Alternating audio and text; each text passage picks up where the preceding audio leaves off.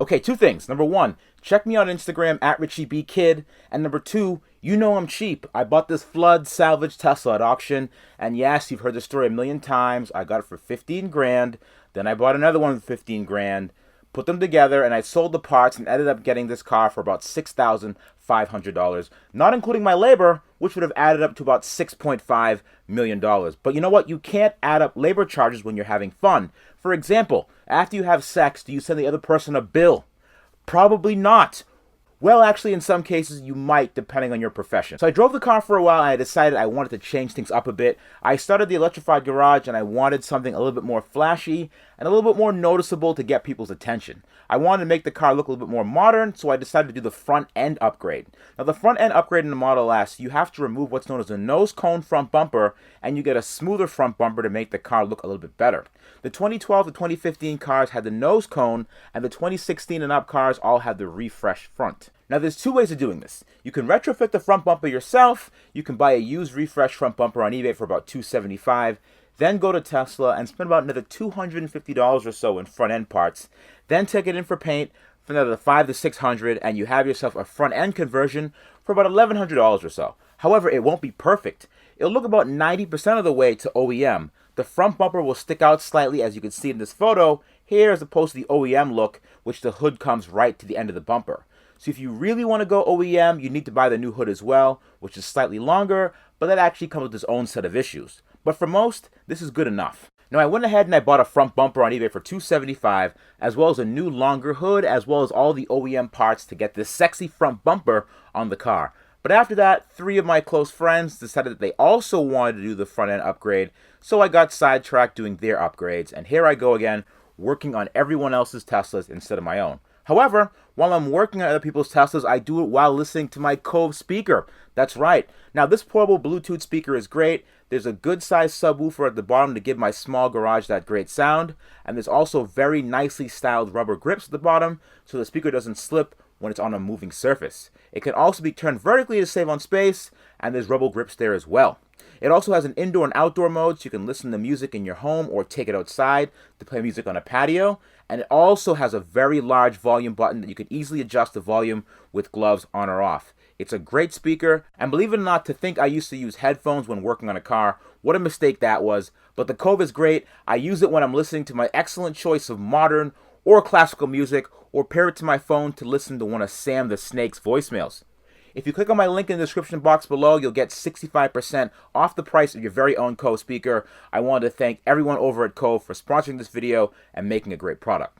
So, I was going to put the bumper retrofit project on hold with my 900 other projects, but then my buddy Chris from EV Tuning jump-started my interest in the car again. He surprised me with a set of Vorsteiner wheels and also 2-piece lightweight rotors for my S. The 2-piece brakes, 5 pounds each lighter in the front and 9 pounds in the rear. The Vorsteiner wheels also reduce a lot of the weight. The car feels much quicker now. And at first I wasn't sure about them, but now I think that these are probably the best looking wheels out there for the Model S. I ended up calling Unplugged Performance about their bumper cover offerings, and after a few mails back and forth, I got an Unplugged bumper at my door a few weeks later. Now, these come ready to paint. The Unplugged logo is at the side of the bumper, and it also has the same mounting tabs as the OEM refresh front bumper, and it has a built-in under tray design to fit the older cars.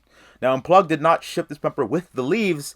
I added the leaves myself, and also this bumper isn't exactly the same as a refresh front bumper. It has a slight extended lip at the bottom, giving it a very distinct look. So anyways, let's go ahead and put this on the car. Oh yeah, forgot. Also, the kit also comes with this nose cone insert for the front bumper as well. So let's not forget that piece either. So here comes the front part. I called Leah at Craft Detailing to get my car wrapped, and I was putting the bumper in the car to head down, but she told me unfortunately she can't wrap an unpainted front bumper. The bumper would need paint in order to have the wrap adhere to the surface. Now here's the great debate. Now again, I'm cheap. The bumper just needs some paint on it so it sticks to the surface. So in my opinion, the paint job didn't really matter that much as long as it's stuck and the wrap would cover it. I didn't have time to rattle can and clear coat it, so I decided to go to good old Maaco. Now, Maaco gets a bad rap sometimes, and I heard that people have had some good results coming out of there. So, I decided to mosey on down to Maaco for their advertised $179 bumper special. Now, how they make any money painting something for $179 is beyond me, because after browsing around a little bit, 2 rattle cans of paint are $20, 2 cans of clear, another $20, that's $40, and add in the primer, that's $60 total in off-the-shelf products. Don't forget I need sandpaper as well. And don't forget the person's labor and their materials. So I don't know how they make money off this, but that's none of my business. So let's go to Maaco, shall we? So we walk into Maaco, and what the hell? Is that a puddle? Perfect day to wear my mesh sneakers. Anyways, so we're inside Maaco, and there's a sign for their $179 special, as well as their labor rates, which range from $50 to $65. I explain I need my front bumper painted, and he asks if it's already off the car, and we bring it into his inspection area, and after looking at the bumper, he says it's going to cost about $400. And here's a quick reminder, 400 does not equal 179. The additional costs are basically adhesion promoter and primer. That's right, the 179 does not include adhesion promoter or primer, meaning the paint is going to literally start flaking off the car. Okay, you win, Maaco. I paid for the adhesion promoter, primer, as well as the nose cone insert, which I was charged another $40 for. The total came to $426, and you could see a breakdown of the receipt right here. Now, 2 days later, I got a phone call saying my bumper was done. I showed up, they helped me put it in the car, and here's what it looks like. Well, it's shiny, and that's good, so let's get it home and take a closer look at it. They look like they missed a spot here. Some orange peel up the top lip, the bottom, lots of orange peel, as well as the front.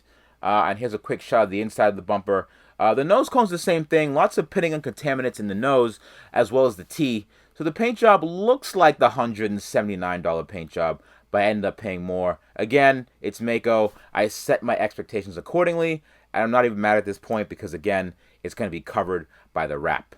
Let's install this front bumper, shall we? Military grade, like charging, yeah. And have it basically roadside, run on the center wall.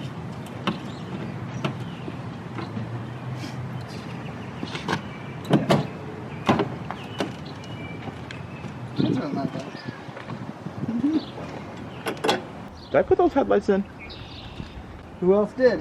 Oh, yeah, good point. Who else would work on this thing? It's just the connectors.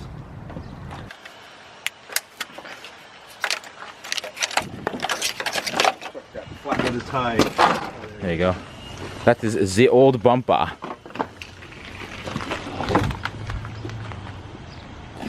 It took like, what, 5 minutes?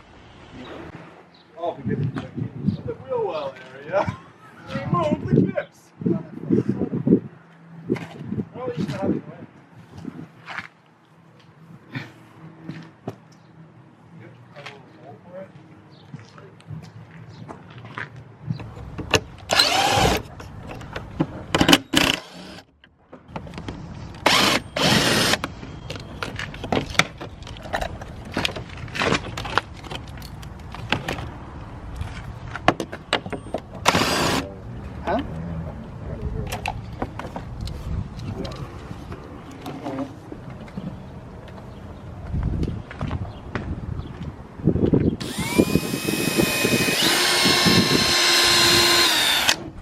Possible.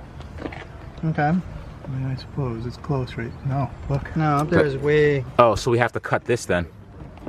Okay. You're Woof. supposed to do, Bill. So if we get these two, Right. It's like half as much then these ones are way off. or even more. Off. Yeah. All right, now go for it if you can.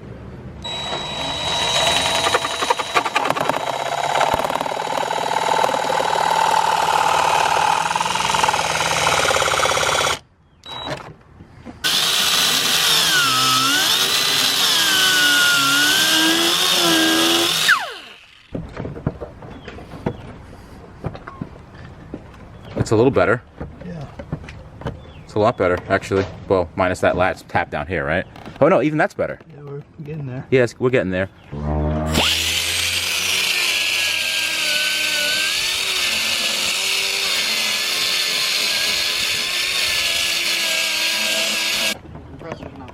A lot better. Let's just do the spacers for that and not get too crazy. That's what I'm thinking. Because everything else seems to be lining up.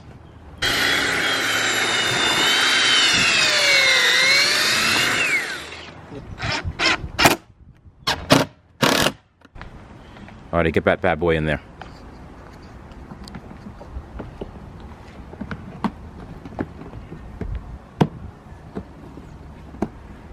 This side popped out again. This, wait, just get, there you go. Oh, there you got it. Nope, no, this side popped out again. I think we're gonna have to like shave this one back so that we can use it to pull the front against the back. See, it's tight right here already. Yeah. Also shave it down. If we shave it down, then we can it will be able to pull back using it. Okay. Precision.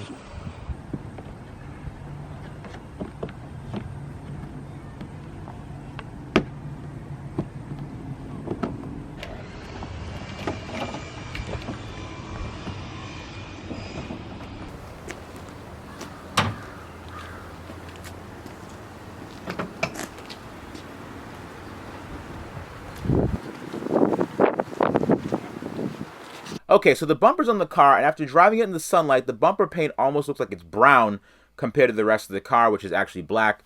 But again, no big deal. Remember, it's Maaco, and the car is getting wrapped anyways. So I dropped the car off at Craft Detailing to get wrapped. Everything went very smoothly up until they got to the front bumper, and yeah, the paint flaked off the car. They didn't even apply the wrap yet, and it started flaking off the car. And the areas they did apply the wrap, it started peeling immediately off the car anyways. Luckily, Craft was able to save the front bumper, and here's the end result. They ended up cutting the wrap in very small sections and applying it differently to overcome the crummy paint job. It should hold up fine over the next few years, but once the wrap is removed, all of the bumper paint is going to come off with it. Lesson learned. The next time I have to get something painted, I'm going to reach out to Sam Crack, which will in turn call V-Tune to do the job for him. But anyways, don't forget to like, share, and subscribe. Hope you guys enjoyed this episode, and I will see you guys next week.